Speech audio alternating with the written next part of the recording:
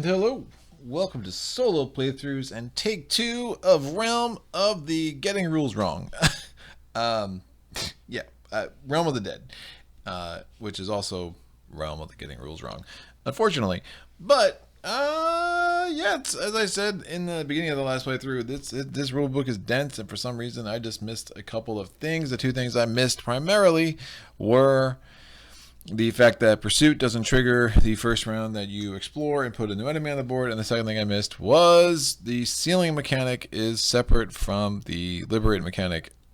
I find that annoying, and I don't think it adds enough to the game to justify it, but it is what it is. I'm not the designer, so we will play it the way it was intended to be played, because if I was a designer, I'd want people to play my game the way I intended it to be played, and that's fine. But I do question, in a game full of finicky rules, why are we adding another finicky rule? And that's fine. But I love this game so much. You all know that. So I guess I can deal with having to seal separate from liberating, even though, I don't know. Look, when you're adding so many new scenarios, I just feel like sometimes less is more. And this is just one of those cases where I'm like, what the heck is the point of that? I know thematically it's supposed to be you're spending magic to prevent the Necromancer's magic, I guess, and sealing up the graveyard. I feel like, I don't know, killing everything that's there is pretty damn good to do that, instead of just making me have to spend a mana. The other crazy thing is, if it's at night, it's just like an automatic thing, because I'm going to start my turn there the next turn and get a black mana anyway. So like, I don't know. I don't understand it. I do find this scenario definitely to be the more challenging one of the two between the Hidden Valley and the Realm of the Dead, and that's made even harder when you play as badly as I did in the second night, the last playthrough, which I honestly found hilarious how bad I was playing in the editing process. All right, so you have 4 dice instead of 3 because it's more of the blitz scenario. I obviously just rolled 3 golds. That's not cool. Needs to be 50% basic. There we go. Now I'm going to add the 4 units. We get some scouts, we get some peasants, we get some foresters, we get some thugs. It's not the most inspiring unit offer I've ever seen, but it will do. We will have to shuffle up Goldix's, D-decks. So why Goldix and Norowas? Well, again, in my tortured history of the Realm of Getting Rules Wrong, as you already know, the first time I tried to film it, I realized I was putting the enemies face up on the graveyards when they're supposed to be face down, so I refilmed it and got the beautiful display of how not to play that you saw last time. And then after that, when I tried to refilm, I filmed again, and that's when I realized that, thanks to a commenter in the previous video, that sealing is not what I thought it was, is not synonymous with liberate. And I was like, you know what? Let me just do it over and get this sucker right once and for all. That was a fun playthrough. It had a cool point actually where I had 2 dragons with pursuit, but I was actually stuck. I was in a keep, so I just let them come to me, and then I beelined it for the Necropolis and was able to win that way without having to beat the dragons. Because again, this pursuit works. The enemy will not enter where you are if you are in a fortified site unless you are also sieging the site that round. Then it will basically, in the moments of chaos that is ensuing, it will seize its opportunity to attack you. But if you already own that keep, it's just going to let you chill. Just like if you're in a village where interaction happens, I guess all the dragons preferred to attack when people aren't around. I don't know what's happening there, but that's fine. We start with +1 fame, and we start with 1 fame. We start with +1 reputation. I will shuffle these up. These are the faction tokens. Again, there are 12. There are 2 of 6 different types. You can only use one. You can only use each type once a round, once a turn, even if you have both of them that happen to be in a stack. We need to shuffle up the spell offer. As we learned the last time, if you have any inkling to beating the Necromancer piecemeal, you best have some elemental attack. So we'll see if the spell offer cooperates. We got a whirlwind, we have meditation, and we have tremor. I don't know why this game insists on keep giving me tremor in the spell offer when I really would just wish they gave it to me every time in solo conquest, as opposed to when I'm playing these Tezla scenarios, which is just funny. I swear this game has a mind of its own. It just taunts you sometimes with like, oh, you keep saying this card that you really don't want. All right, we have the Mountain Lore. Come on, give me some elemental attack. Nope, explosive bolt and decompose. Yikes. And another problem with both these offers is you have two spells that have green, and that's not great because I really don't want Goldix loading up with green mana. And then you have obviously the card right at the bottom here is Mountain Lore, and that also will add another green card to Goldix's deck. Not ideal, as the kids might say. All right, we have to set our terrain deck, artifact deck. I'll shuffle. I know it was already upside down, but these are the artifacts. Ding and ding. The terrain deck will only have 8 tiles in it. One will be the green city, that is a friendly city. One will be the blue city, that will become the Necropolis. And on Necropolis sits the faction leader, who is the Necromancer, and he will have a little bit of a garrison himself. So, story time with Greg. I didn't do this last time, so maybe it's good I lost so you guys can be inundated with my dulcet tones. All right, are you ready? Many lands have been ravaged by war in the aftermath of the breaking. In a province abandoned by the lords of Atlantis, a powerful necromancer has arisen, fueled by the victims of plague and famine. He wields powerful death magic to taint the land and raise legions of the fallen to serve him. Meanwhile, he is working feverishly to complete the terrible ritual of likedom and make himself immortal. The hordes of the undead and corrupted spirits have begun to spread from the lost realm, generating a growing wave of terror and panic. The council, alarmed at the growing threat, has ordered you to hunt down and destroy this necromancer, and to cleanse the land of his corruption before it is too late. That is our mission. That is what you will do in Norowas. Oh yeah, so that's why. So basically in the lost video, that I'll call it, because I realized I was doing the one with the cool thing, and I did the thing, and you're not going to see the thing, so I should probably start talking about the thing. Yeah, in that one, I had randomized, and I was Norowas with Goldix being the dummy player, and figured why switch it up. So I'm going to roll this. This is the extra core tile that's thrown in. It can make a big difference if it has a Draconum, or, you know, the core tiles are actually quite diverse when you have the expansion. So I'm going to shuffle these up. The order of where the Necropolis actually makes a big difference. I rolled a 5 there. I rolled a 1, 2, or a 2, so 1, 2, 3, and I rolled. I wouldn't have to roll again because there's only 1 left. So that will be the bottom of the terrain deck. And the top of the terrain deck, we're going to need 2 tiles that have magical glades. Magical glades, when they get on the board, become, for country tiles, they become graveyards, and they start as graveyards, they end as graveyards. They don't become like, you can't defeat it and it becomes a magical glade again. No, that sucker's a graveyard. There are dead people there, and hopefully dead orcs pretty soon. All right, so we got 2 of these, 1 and 2. That will go off, and we need 3 regular countryside tiles. Regular as in they just don't have magical glades on them. And I'm going to do this. The order of where these are can matter, because again, if you have no graveyards on the board in your initial setup, it can make life a little difficult as far as telling you which way you want to go. So I'm going to roll. That's a 1. Bam. I need 1 through 3 or 4. There, roll the 3, and ding, and ding ding. Cool. That's our terrain. I think. Are we all shuffled? Nope. The Dark Crusader faction tokens. There are 8 orcs. I do wish this game came with 12, because you tend to need, in these scenarios, look, if you have to reshuffle once in a while, it makes sense, but when you have to reshuffle pretty much every playthrough, it seems like someone wasn't totally thinking, or was cutting costs in a way that probably shouldn't have. But, you know, there's a lot of reasons to rag on Tezla. I still love it. But, you know, it is what it is. So that's done. Everything's done. Hey there, Greg here with a quick announcement that will go right back to the action. First, yes, my head looks crazy. I get it. Quarantine haircut. I have a weird, like, I guess there's some Sherpa puppy somewhere in my lineage. I don't know what's going on. It's a weird skin condition. Not contagious, not harmful. I just look like I have a brain coming out of my head. I assure you my brain is not that big. But the real announcement is I'm here to give a shout out to Dave Laporte. Dave is the second patron who has supported solo playthroughs long enough at a level high enough to get one of these fancy dancy shoutouts in one of my videos. Dave, I really appreciate your support.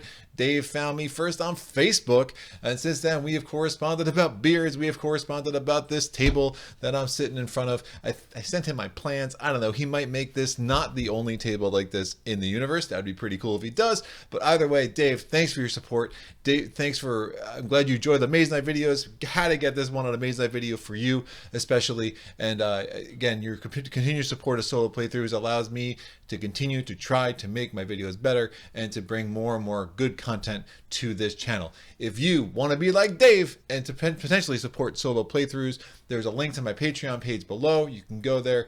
There's 3 different tiers. See if one makes sense for you. And if not, I'm glad you enjoyed my videos. Likes, comments, all of that really help my channel as I continue to grow and bring more and more content to all y'all. So let's get back to the action. Thanks again. We're good. What do we got? Terrain. We got a keep and a ruins and a monster den. And then we have, so no graveyards to start this game. So we're going to put a mage tower garrison face down. We're going to put a keep garrison face down. We get a ruins, which will be face up because it is night. And we will get any rampaging / marauding enemies that get placed on the board will be from the Dark Crusader faction.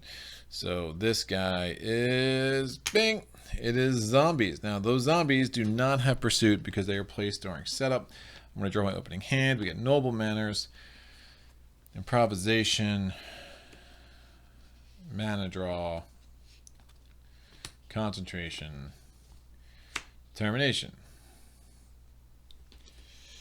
Tell you what, I really wish I had a swiftness because then I could just smash those dudes without having to get all cute here. I mean, my options, I could try to go to this keep. The problem is just out of the way and you just don't have that much time. It's 3 days, 2 days, 2 nights. Ding. And I need to get a graveyard. Ideally, I can liberate a graveyard this first day. I'm gonna take great start and it'll leave me planning for next time. So since I took, hopefully, unless I roll a 4, so I get threaten and stamina. I was definitely hoping for another move card, that's why I did that. That's out. We're rolling for Goldix. We get a 2, so rethink is out. That does mean that Goldix is first. Goldix, what are you doing? We get a red, we get a blue, we get a blue. All right, I'm going to put these here, get the Necropolis action going there. So he has 1 blue in his inventory, so 1 card comes off. My turn. So again, stamina, threaten, determination, concentration, mana draw, improvisation. I'm going to move 3. Nope. I'm not. I'm going to... Oh, man. I wish I could take advantage of that cumbersome mechanic, and I just don't think it's going to work. But... yeah, I'll move 3 this way. Yeah, I really wish I had a swiftness. I just don't. Alright, so I'm going to attack the zombies. The zombies have 3 attacks of 1. So if I had movement, I could try to just like block them all with, 3 points of movement. Or I basically, by cumbersome, basically the idea is they're slow, so I can just get away from them all. You can group the attacks if you're doing it that way by spending movement. But since if I'm not doing movement and I'm standing face to face with them, I do have to block all 3 attacks separately, which is just really inefficient.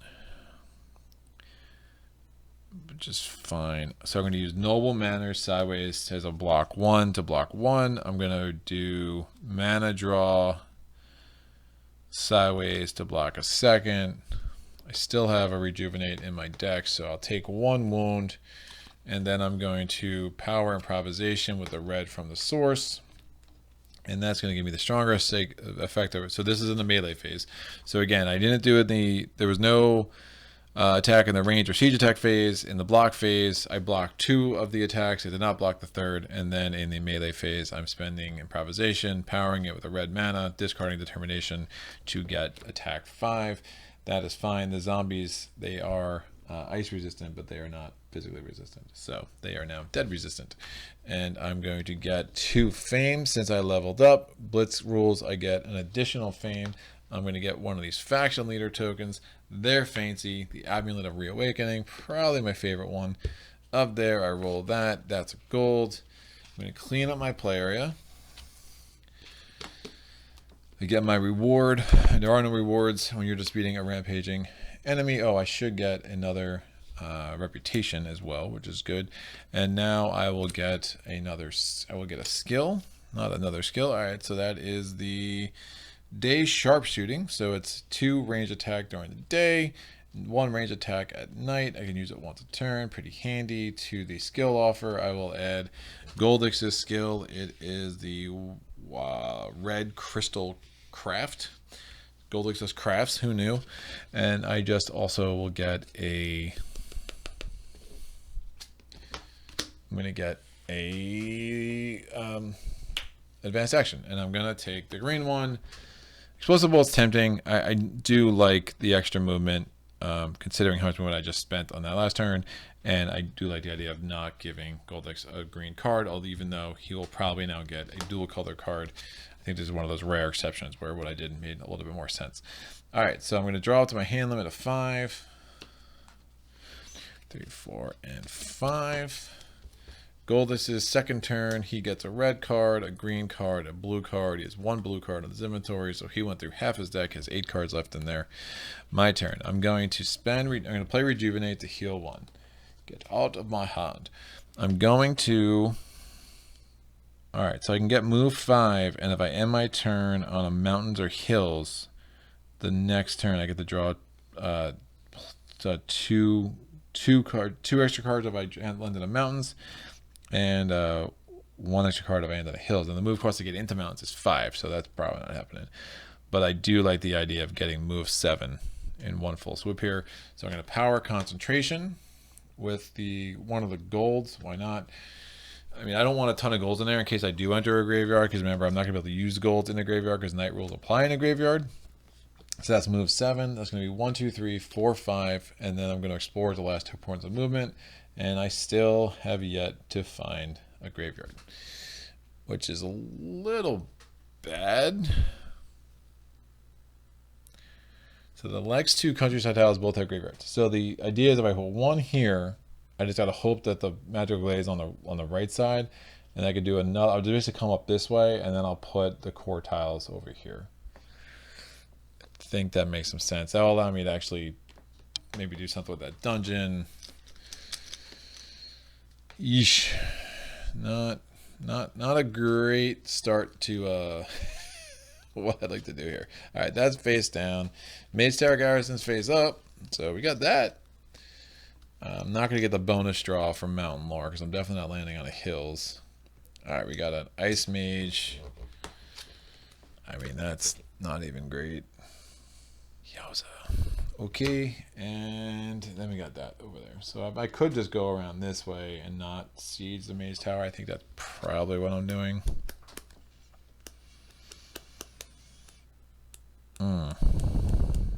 And there are no rampaging or marauding enemies, so there is nothing there's nothing with pursuit that's going to come after me.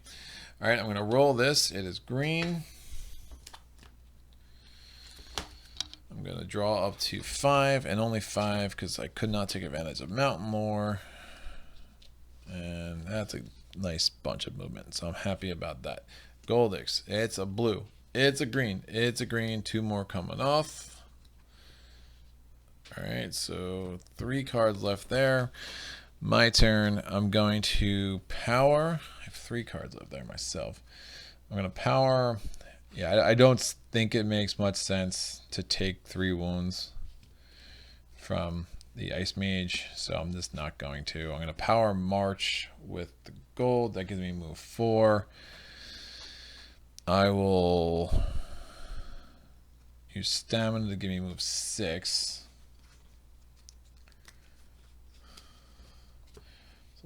And I would need 4 more movement to get in there.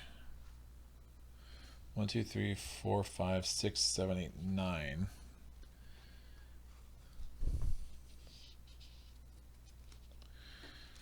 I think I might actually have the cards to be able to pull that off. If I just try to do the dungeon this turn. That's probably a good goal. So I have move. Yeah, I'll use crystallize sideways. I'd love to get that crystal, but alright, I'm just gonna use March for March 4. We'll do it this way. So I'm gonna move 6, I'm gonna end there. That's fine. I'll do this in a couple different turns. I'm gonna roll, it's green. I draw up to 5. 1, 2. Yeah, this will do. Goldix's turn. 1, 2, and 3. It's white. He's declaring end of round next turn. My turn. I'm going to. Did I already have? Oh, I think I used mana draw that first turn. Yeah, that was a mess. I'm going to power march with the green to get move 4. I end my turn there. I'm going to draw a card. Alright, swiftness. Roll. Gold declares end of round. I am going to defeat the monster in the dungeon. And what do we got? It is this dude. Cool. I'm going to power swiftness with the white from the source. And then I have this. Oh, night rules apply. Ha! Okay, that's fine. That's fine. So let me. All right, night rules apply. So I'm gonna block 2. So if it's a Minotaur, if I don't block him, he's got brutal. So it's 5 points of damage, and then brutal will be 10 points of damage, which is 5 wounds, which would knock me out. So that's not gonna work, kids. So I'm gonna use that. That's block 5. I'm going to play swiftness. That's give me attack. So now I need attack 5 in the melee phase. And so that's going to be attack 3, attack 4, attack 5. Minotaur's dead. I get 4 fame. That gets me to 8. Oh, I leveled up. So I get a 9th fame. And now I can reset. Goldix is already declared end of round. I do get my reward before we call this a round, though. I'm going to have to roll an extra mana die. I rolled a white. When you roll a basic color, you get an artifact. If I rolled a gold or a black, I would get a spell. Bow of Stars Dawn, Tome of All Spells. Yeah. Bow of Stars Dawn. I think that's a really good card in this scenario. Especially Tome of All Spells, pretty situational. I don't love the spells that are there. So I'm not going to go crazy with that and hope that better ones come out, because that's how you get burned. The devil you know is better than the devil you don't. Alright. Bing. You get a nice little blue color card into Goldix's deck. I see my friend was reminding me of I think it was a Volcaire's Quest scenario, and I was sitting there and I'm like trying to figure out how I can do it, and I had this giant Volcaire's army, and then I was like, I think I said the bow star like 4 times before I realized, like, no, I really, that's how I'm gonna win, is the bow stars on 1, 2, 3, 4, 5, 6, 7, 8, 9, 10, 11, 12, 13, 14, 15, 16, 17. Cool.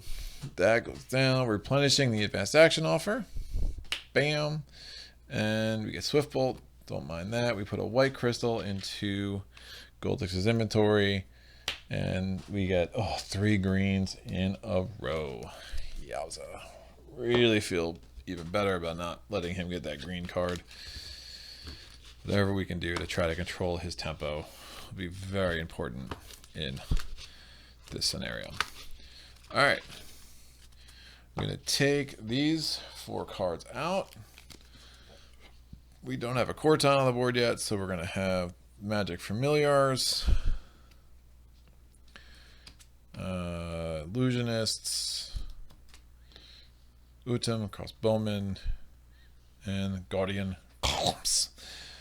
Cool, these come off. We got to get our source. Red, green, white. Awesome. Let's do it. Drawing open in hand. It is stamina, mountain lore.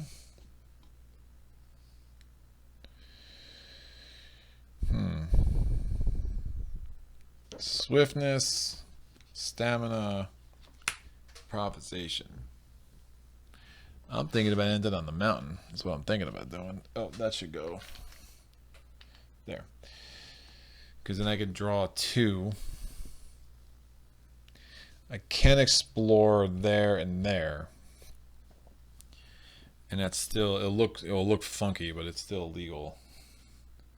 Because of the rules of countryside, is you can put a countryside tile down, even though it's only adjacent to one of their tiles, as long as the tile is adjacent to 2 tiles. That probably makes some sense. So I'm worried about putting a tile here, and then all of a sudden I get a magical glade, you know, off on this coast. That's a lot of running back and forth on this board, you know, and I feel a little bit behind, and I haven't liberated a graveyard yet. So I digress. I will take Long Night. Preparation I don't think is going to help me too much. I'm going to take a Long Night. That's fine. I'd rather take a Long Night and just feel a little bit better blowing through my cards. I roll Goldix. Goldix is like, I'm still going first. You can take number 2. I'm still going first. Thank you, Goldix, you jerk. All right, Goldix is going. It's a red, it's a white, it is a blue. One more, so there's 13 cards left in that deck. My turn. I'm going to spend 2 with stamina to put out a countryside tile, and I'm putting a countryside tile out hither. That will go there. Again, it's totally legit. I know it looks funny. All right, so what do we got? So we'll put the graveyard out first, and we got 2 Dark Crusader orcs face down. We also have a rampaging enemy face up. It is a gibbering ghoul. He will have pursuit. His pursuit will trigger next round. Fine. Now I'm going to power Mountain Lore with the green from the source, and it gives me move 5. The cost of moving to mountains is 5, and then I will draw 2 cards the next time I draw cards. At the end of my movement phase, again, he just got on the board, so his pursuit won't activate till next turn. It is now my turn. I'm going to roll. Ding. These go out. And then I draw up to 5, but because of the rules of Mountain Lore, I actually draw up to 7. Cool. Yeah, I think this should work pretty well. The only thing I don't love is that I haven't been able to recruit a ton. I guess I could try to recruit from that village. Now, the other bad thing about where this is that it's going to be 5 movement points to get into there. The other thing I need to be concerned about is, assuming I put the last countryside tile here, the only place on the board that I can really put the core tile is right there. So I'll probably end up in that village one way or the other anyway, so it might make sense to not put that last tile out just yet. But let me see how some things play out. All right, Goldix. It is white, it is green, it is green. Jerk. Pulls off 2, so he went through 9 cards. He's got 8 left. My turn. All right. I'm going to move. It's going to be 5 movement to get into that stupid graveyard, man. That's bad.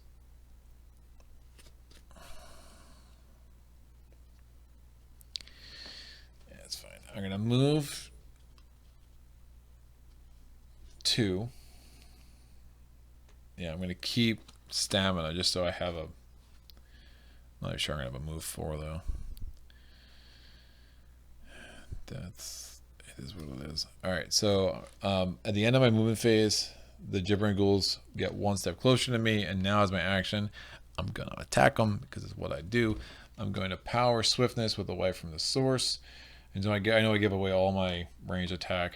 I just feel like that's kind of where I'm at right now. And I'm going to use my skill. I get +1 range attack at night. And that's going to kill this gibbering ghoul, which is good. I get 2 fame. I get another faction token. I get +1 on the reputation track. I'm going to clean up my play area. It's red. And I don't have, oh, I cannot. You know what? I already go here. That's fine. Clean up my play area. I draw up to 5. So the same thing would have happened. I gone there. He would have he still would have gone there because it would have, or he could have even gone on the water. The pursuit can actually still go on the water. And now I'm going to do what I do and pillage this village to start going through my deck and get some more cards here. Ooh. All right, cool. I actually can potentially recruit. That might be smarter. All right, Goldix is gonna go. He peels off a blue, a red, and a green. It's 2 more. So I'm gonna have 1, 2 more turns, which isn't great. My turn. I will spend. No, I'm gonna need all this movement just to get the frig in there. Don't have a white mana, which is not great. I do have a red. It's gonna be 5 to get into that thing, which is I'm very aware of. I will have improvisation, so I could always use that. So fine, I'm gonna spend 4. Let's put the last countryside tile there. So we got the second graveyard. We're gonna have a enemy, so that the second one has a monster and a orc. And then we're gonna have another enemy in pursuit. It's another gibbering ghoul. We got a monastery on the board, so this is gonna come here. Is it worth it? Nope. I'm not going to spend the other 2 points of movement. So I spent the 2 points of movement to put that out. Pursuit won't trigger until next turn. Great. Now I'm going to pay 5 for threaten. And I'm going to use noble manners. So that's going to give me 7 influence. I have 8. End of my turn, I go -1 because of threaten. And I'm going to get myself the Utum crossbowman. Get my first unit.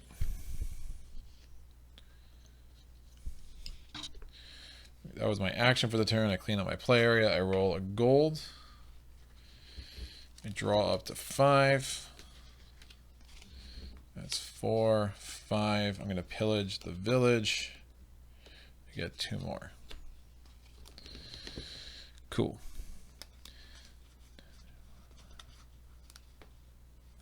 This should work. All right, Goldix, 1, 2, 3. Goldix is declaring it around next turn.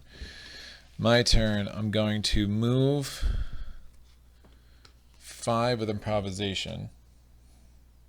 I have to discard another card.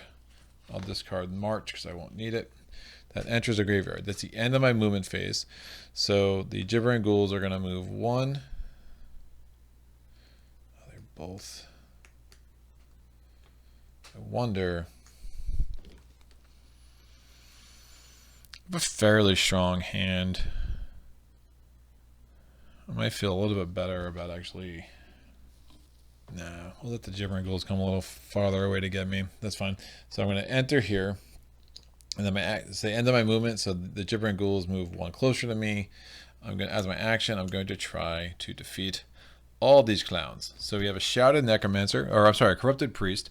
They have a cold fire attack with vampiric. They are worth 3 fame, and they have 5 armor, and they have the shield 1. So the first enemy I attack will have that shield 1 added to them. The skeletal warriors are only attacking with a 3. They are fire resistant, and that's it. They would be a total, because of that shield 1, it would be a total of 10 range attack to defeat them.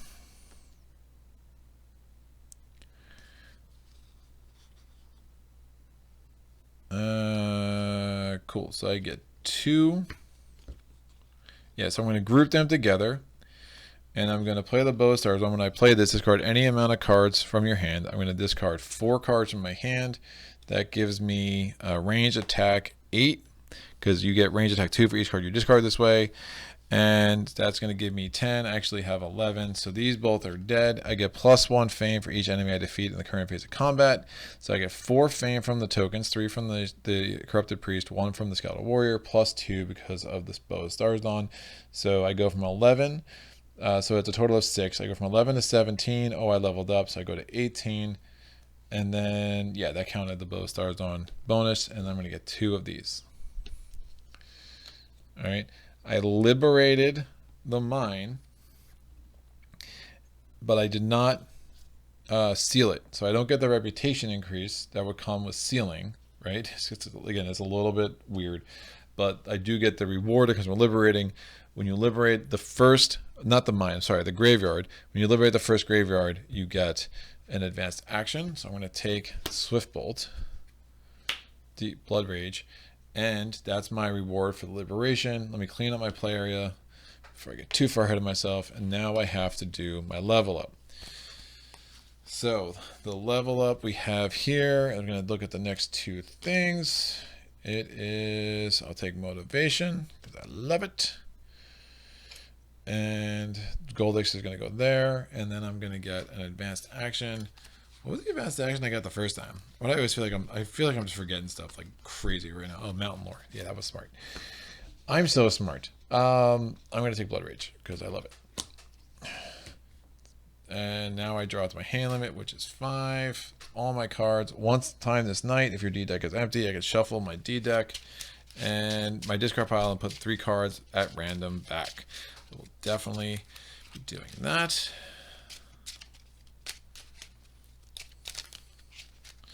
And the fun thing about taking motivation there is that it will actually matter. So these go here. Goldish declares end of round. I'm going to use my motivation skill. I get this and a white mana to use this turn. 6, 7. Awesome. I have so much to do. Cool. I'm going to, I have to spend a mana before I forget. I have to spend a mana to seal. I will spend the white mana to seal. And since I sealed this sucker, I'll put it up here so I don't forget. I seal the sucker, then I put the thing on it, and I get the +1 reputation. I'm going to go to the movement phase of my turn. I'm going to move to crystallize.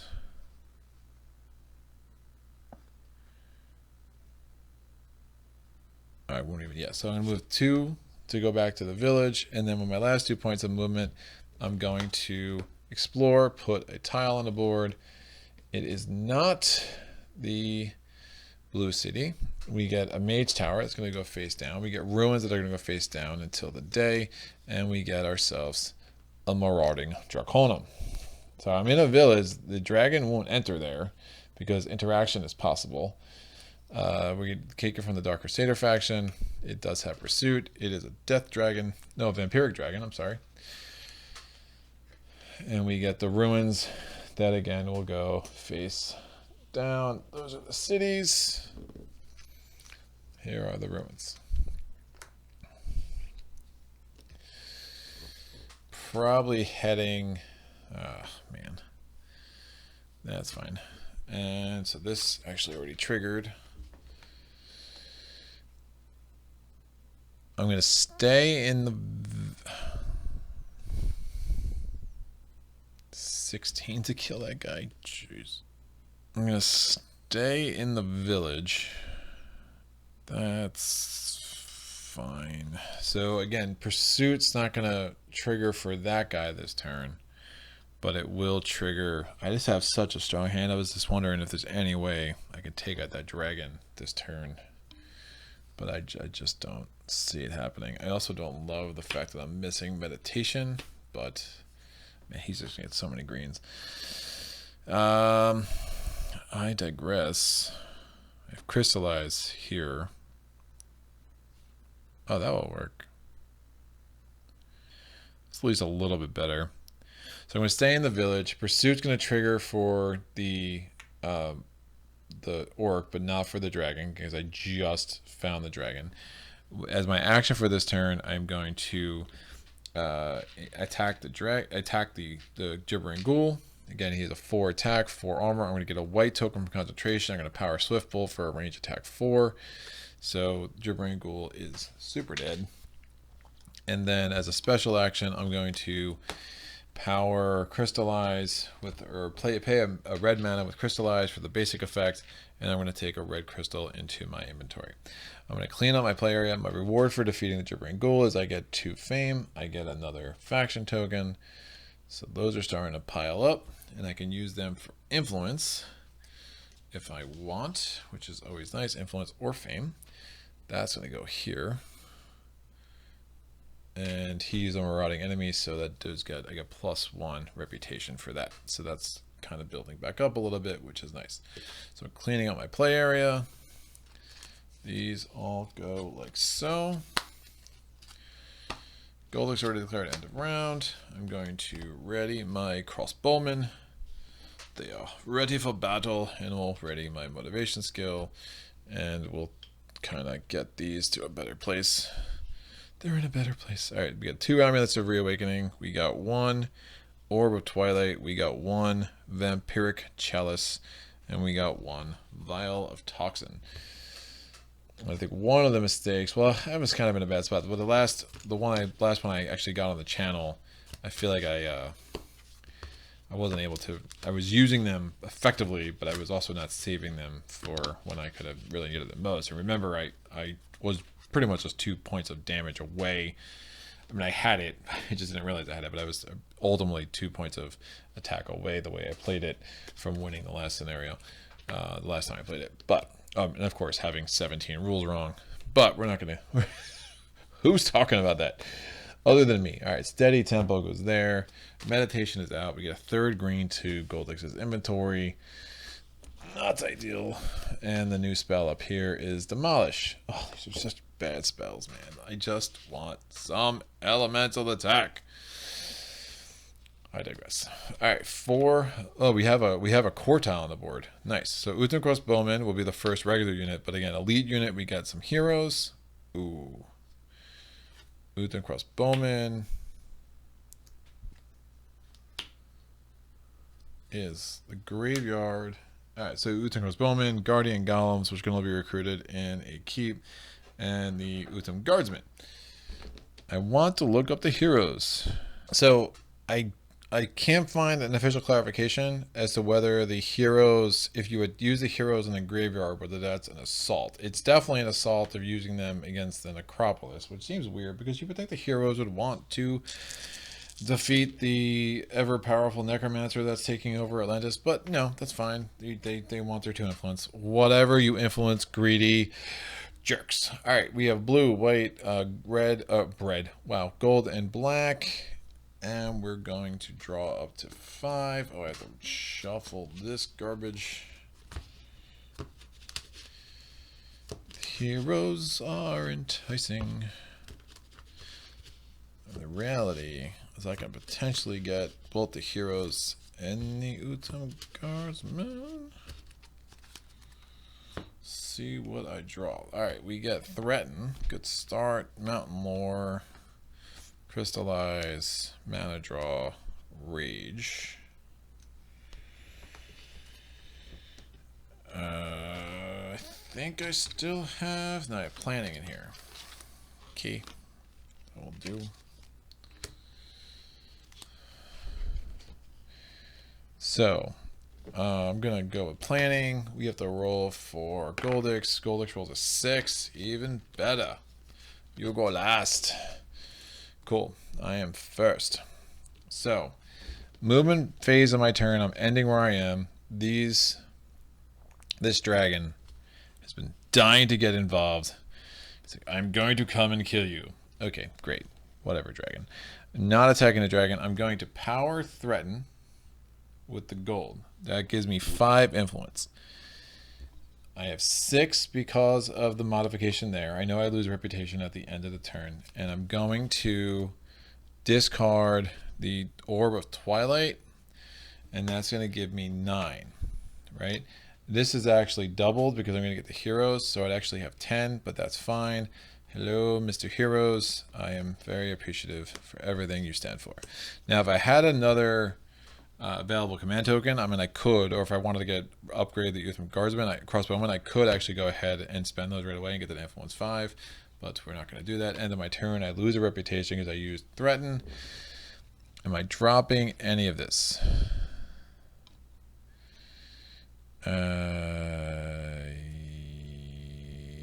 Yes. Only 3 move in. Definitely am going to be getting attacked by these dragon. Maybe this silly dragon next turn. So I'm going to drop 2 cards. I'll just drop Crystallize, whatever. And I'm re-rolling this. I already lost a reputation because of threaten. That's a green. I'm drawing up to 5. And then I'm going to pillage the village, gets me to 0, and I draw up to 7. The Bow of Stardawn again. Block 5. 8. This dragon is no joke. Do have a red crystal at least. So that's fine. Oh, and planning also triggers. 1, 2, 3, 4, 5, 6, 7. Planning triggers as well, so I do have 8 that way. Oh, that's much better. Cool. Goldex's first turn. It's green, blue. It's green. It's white. 1 more. It's not a bad start. My turn. I'm going to not move.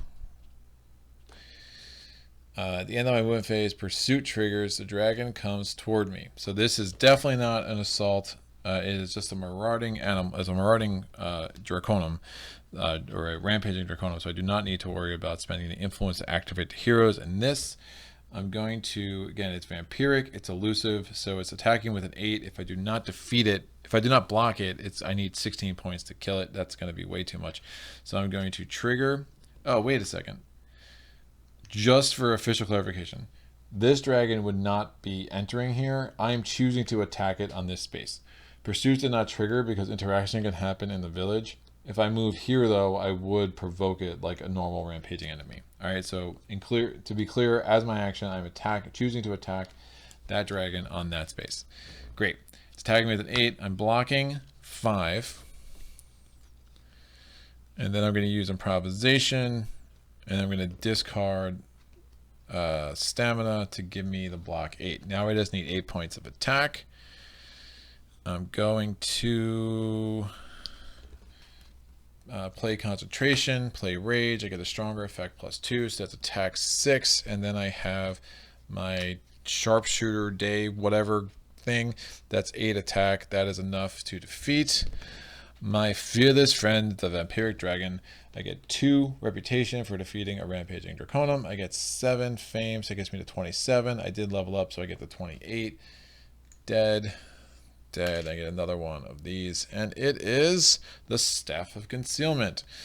Very cool. All right, I want this movement. At the end of my turn, I'm also going to drop this March. Oh, and I did level up, so now I do have 6 cards that I can draw up to, and I can actually recruit again and get the guardsmen, because then I can just keep moving that way. This all comes back. I'm going to re-roll this. It's red. I draw up to 6, 7 because of planning, 4, 5, 6, 7 because of planning, 1, 2, 3, 4, 5, 6, 7. That's nice. Goldix's turn. I mean, feel the need to pillage, man. I'm going through this deck a little bit quick. It's 2, 4. Yeah, I have a ton of range attack. Yeah, it's crazy. That's crazy. Do I have an influence card in my hand? Influence 4. That's fine. Goldix goes blue, white, red, no red crystals. My turn. I'm going to get rid of the Vampiric Chalice because I just don't often find that helpful. And I'm going to use this for interaction. So that's going to give me 3 reputation, and then I'm going to play Stamina sideways and Rage sideways. So I'm probably going to win in the range attack phase. That's going to give me 5 reputation. Actually, so that's 3. I'm just going to I'll use the Rage sideways. Let me keep the movement. That's 4. +1, 5, because again I got the 2 back when I defeated Draconum, and I'm going to recruit the Utum Guardsman. Try to Norowas this sucker up. I get to draw up to 6 because I'm planning, because that's the end of my turn. I get another movement. That goes away. Where's the other one I used? Oh, there. Orbit Twilight. That goes in my discard pile. And there's my 7. Goldix's turn. Blue, green, red. My turn. I'm going to draw 2 with my motivation and get a white crystal. I'm going to play Mountain Lore to get into the graveyard. Now Night Rules start applying now, so notice even though it's Night Rules in the graveyard, it still only costs me 3 to get in. And then I'm going to, as my action, attack these guys. We got some mummies and we got some shrouded necromancers. So that stinks because they are going to attack me because they are fortified. All right. The mummies also need elemental attack, which again I have 0 of. So let's see if I can kill the mummies at least with 10 ranged attack. All right, just making sure I'm going to be able to kill everything this turn. So what do we got? So in the range attack phase, I don't want to deal with that poison at all. I'm going to play Swift Bolt, power it with this white. So that is range attack 4. I'm going to do range attack 6. And then I'm going to play Bow of Stars Dawn, discard 2 cards. I'm going to discard Swiftness and Noble Manners. And that's going to give me range attack 10. I get +1 fame because I defeated the mummies during this round. Again, the mummies have poison. They're attacking with a 4. They have ice resistance and physical resistance. So I need a 10 physical attack. So I have 4, 5, 6, 7, 8, 9, 10. And now I have the crossbowman and the guardsman, which is great. So I'm getting attacked with a Necromancer. The Necromancer is a summoner. When you're a summoner and you're part of a faction, you summon from that faction. You don't draw from the regular orcs. And he summons to attack me a skeletal warrior. Good job, Necromancer. So I just need 3 block to block that guy. Bam. That's good. Well, I'll do it actually this way. I'm going to use Determination and Mana Draw and keep all this movement in my hand. So this guy's blocked, and now I need 5 attack to defeat the Necromancer. Utham Crossbowman for 3, Utham Guardsman for 2, 5 attack. So that's done. So I've liberated the mine. I'm sorry, not the mine. I keep saying mine. I've never actually played mine liberation scenario, but I like saying mine. I have liberated the graveyard. So the first thing I'm going to do since it's liberated, I'm going to I have not used a mana from the source this turn. I'm going to spend this white mana to also seal it. So I liberated and sealed in the same turn. So liberate was the action. Sealing is not an action. It's like a special effect. So it's liberated and sealed. So I get the reputation. I'm going to get the fame for defeating these 2. It's going to be 7 fame. So it gets me from 29 to 36. Oh, I leveled up. So that gets me to 37. These 2 will come over here in the assorted corpses of the Dark Crusader faction.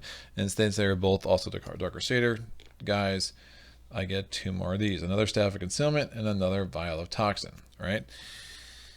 Now, I have my reward. My reward is I get a spell.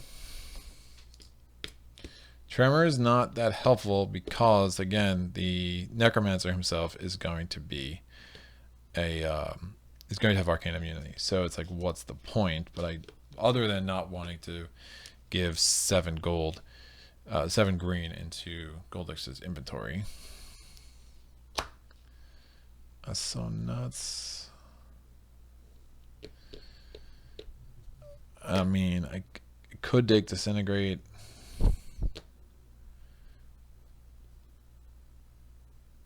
None of these are great. That's fine. I'll take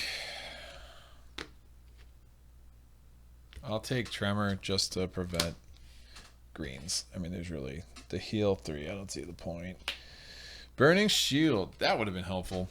Now I draw up to 6, 2, 3, and then planning triggers. I have no more cards to draw. Oh, never mind.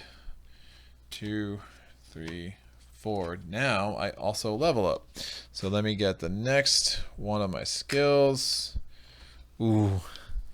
Do I want to recruit anything else? That's probably not happening. Okay, Goldix's skill. That's not that useful. Steady tempo might make some sense. I will take Whisper in the Treetops. I mean, I love the Bonds of Loyalty. I have some really strong units. I think it's just overkill. I don't know where I'm recruiting from anymore. So I'm just going to not push it with that. It's really tempting though. But I mean, again, who's to say I'm going to get a unit that I can recruit in a monastery? That's probably my last chance to recruit. So Bonds of Loyalty just earlier would have been amazing. That goes there, and I don't want to waste a turn going back to there and recruiting. I want to start moving and try to get this Necromancer on the board before the end of the round. And now I'm going to take Steady Tempo because it just makes the most sense. All right, now I did everything I get. Now I pick up to 6 and then planning triggers, so I will draw up to 7. So that's 5, 6, 7. That's nice. All my units are exhausted, which is great. And we're good. Goldix, what are you doing, kid? He's like, don't call me kid, I'm a dragon. All right, whatever. Green, or blue, green, red. No red in the inventory. Fine. I should have 4 green next turn. I mean, even if I didn't, yeah, the spells were not great. What are we doing? I've already sealed it, so I have to re-roll this. And now I'm going to use that. I'm going to get a white crystal to my inventory and a green mana. I'm going to use the green mana to power March for move 4.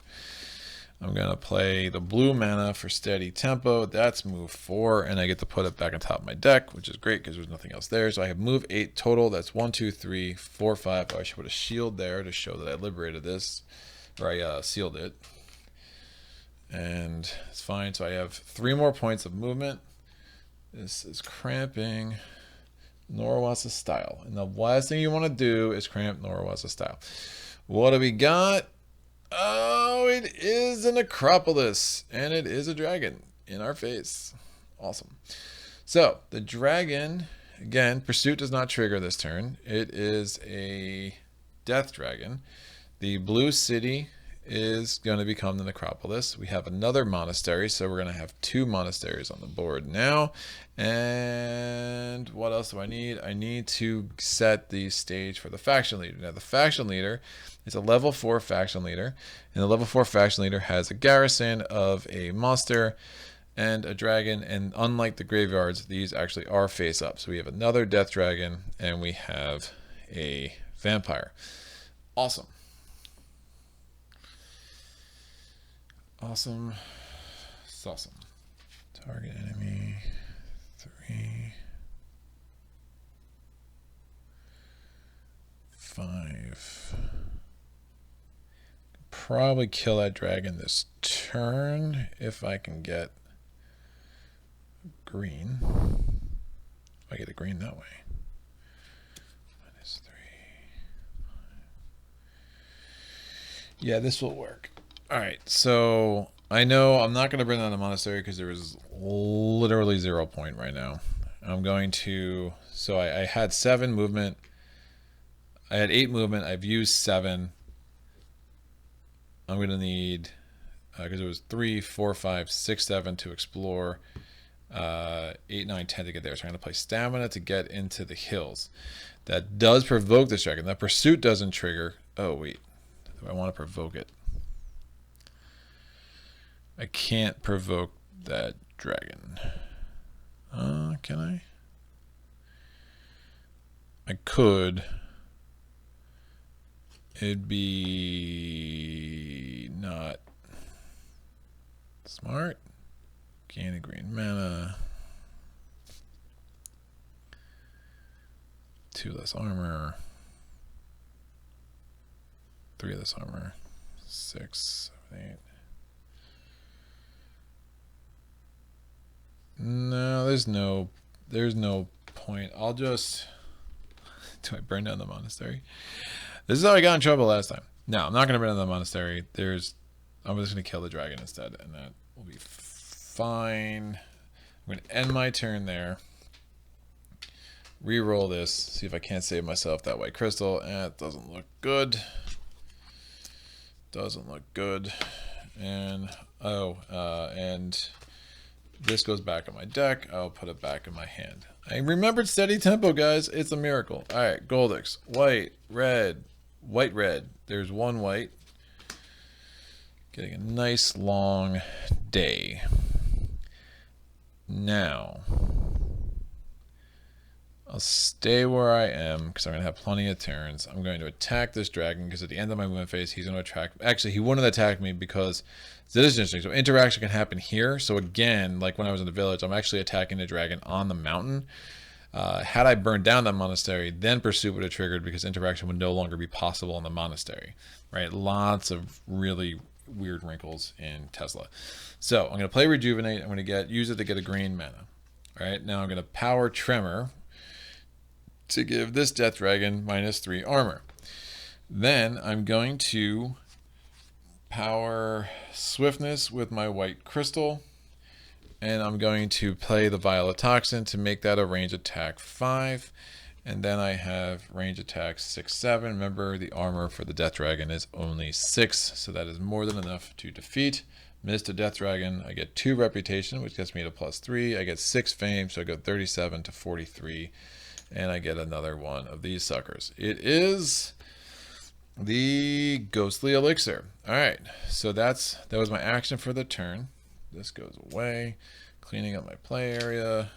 Ding, ding, ding. And done. Goldix's turn. Ding. He's going to declare end of round next turn. My turn. Yeah, it's so tempting to burn that monastery down, but I won't. It's just only bad things can happen. I'm going to go here, and I am now adjacent to the Necropolis, right where I want to be. I'm going to power this with that. End of my turn, it goes back on top of my deck. I'll re-roll this. Gold declares end of round. Fine. All right, I'm going to ready my beautiful army. In front of me, Goldix is going to get a 4th green, and that is the one thing that I am very little trepidatious about, is the way that can blow up my face. Now look, Goldix has 19 cards, right? So if I pick 2 greens, he goes through 14 of them, which still means like I'd have to pick a 3rd green for him to go through the rest of his deck. So realistically, you know, even if he picks 2 greens, I'll still have 4. He'll still have 4 turns, right, before he declares end of round, right? Because it'll be 7 down to 12, 7 down to 5, and then he only has 1 and 1 of the rest. So, you know, it could be worse for sure, but still, especially when I'm looking at taking sparing power, it's a little unfortunate. Ooh, I could have stayed on the monastery, tried to get an advanced action. Actually, that firebolt looks pretty enticing. And then we get a frost bridge. I have to ready my skills.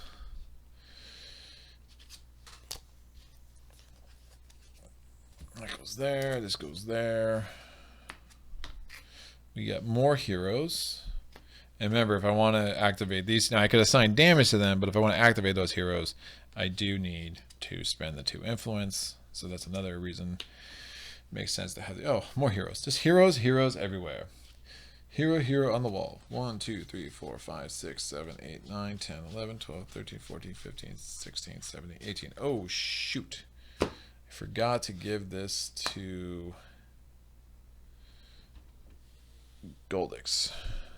The order's still the same. A heroic tail. I should have given him heroic tail. That's right. I just put it behind the thing. I put a heroic tail on the bottom of the advanced action offer. Why do I do such silly things? I don't know. Alright, so that's shuffled. Done. I'm drawing out to my hand limit, which is 6. Rage, threaten, concentration, determination, stamina. Wow, that's a lot of movement. Agility would be really strong in this game. That's, I mean, the Bow with Stars on would be amazing right now. I'll play Sparing Power. Goldix is definitely first. Won't even bother. Do I have it? I do have an Influence card, which is good, because I'm going to want that for the heroes. This is way too much movement.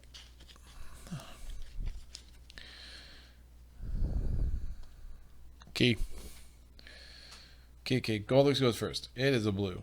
It is a red. Don't be green. It's a white. Alright, there's our first green. My turn. Sparing Power. And I'm going to just rest by dropping 2 cards. I draw up 2 more. Bow with Stars on. How do I love thee? And that. Double all range attack. Oh, that's like a cheat code. With the heroes, that's like just freaking bananas. Alright, that's fine. We're going to do this next turn. Goldix is green, white, red, blue, 1 blue. My turn. Yeah, it's fine. I'm going to play Steady Temp. Oh, I'm going to play Motivation. Motivation, I get 2 cards and a white crystal. Alright, I'm going to play that. Oh, shoot. I'm going to play that. I get a white crystal and a green mana. I never set the source. It's 2 blacks and 2 greens. Alright. Wait, this should have been here. I could have done that on Goldix's turn. That's fine. I will.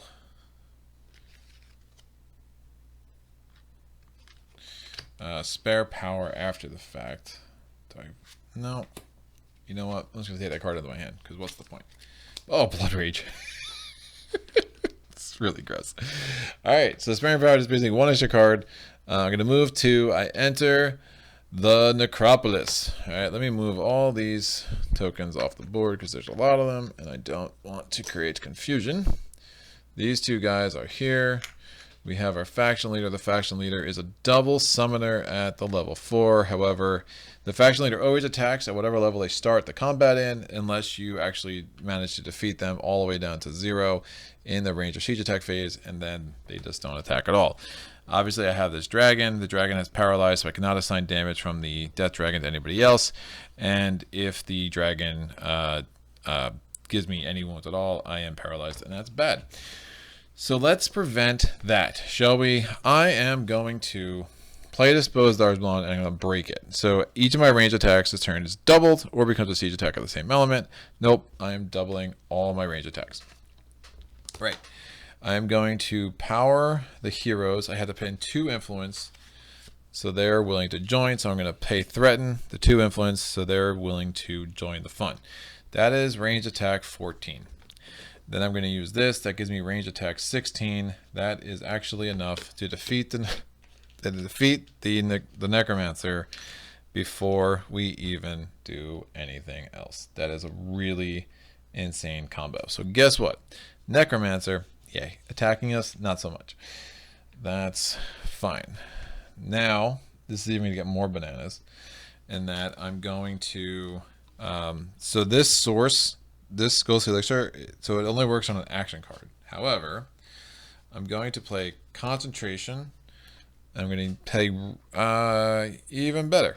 I'm going to play it on blood rage, and that's going to give me a attack 9. I'm going to use the ghost. I have to take a wound to make it attack 9. Ghostly elixir makes it ranged. Ghost stars on makes that a ranged attack 18.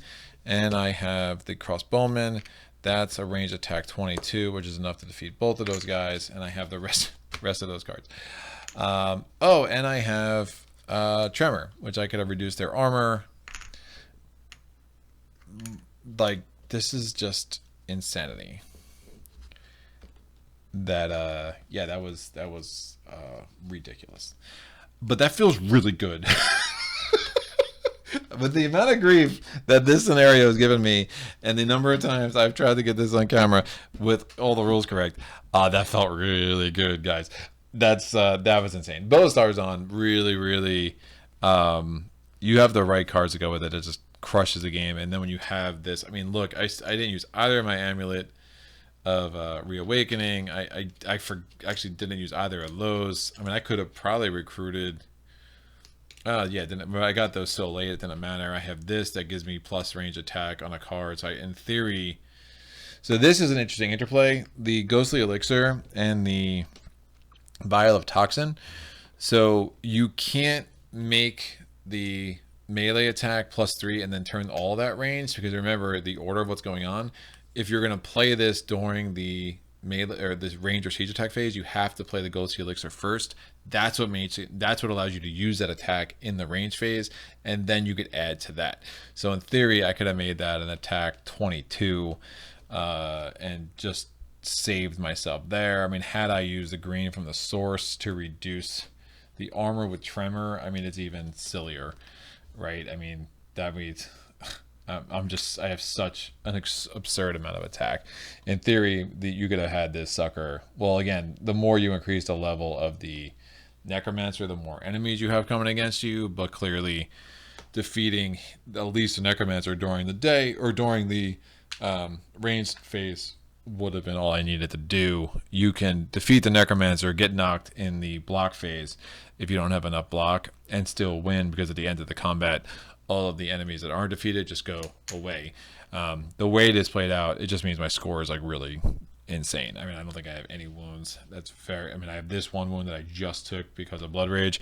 It's very rare, as you all know. It is very rare for me to end a game of Maze Knight without any wounds. So this is an example of what happens when it all comes together. Oh, I'm so excited. I just hit the camera.